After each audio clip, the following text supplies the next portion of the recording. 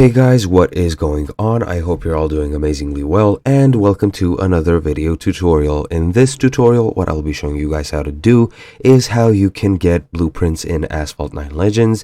And before I start, I just want to apologize. As you can guys probably hear, I have a bit of a cold at the moment, which does mean my voice is a bit more nasally than usual, but just bear with me guys, since I will explain everything as best I can.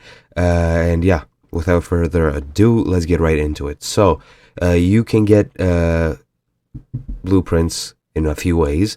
One way is by going to the shop, or rather the Legends store, and as you can see, you can use actual currency to buy blueprints, and that is pretty much the fastest way that you can do. However, there are two other ways, one of which is by opening packs, and you get packs as rewards for winning races. And the third way, as I will show you guys right now, is by actually winning races, playing career mode. And as you can see, I have completed this race. However, this race, the second San Francisco race, as a reward, it has the blueprint for the BMW Z4 LCIE 89.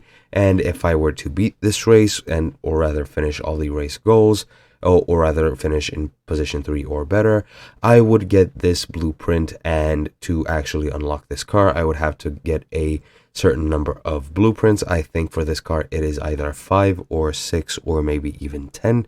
Don't quote me on that. However, yeah, it's 5 as I have thought.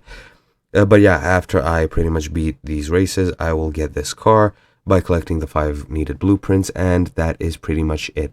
Those are the 3 ways, and I hope you guys enjoyed. I hope you learned something new, and I'll see you guys in another video.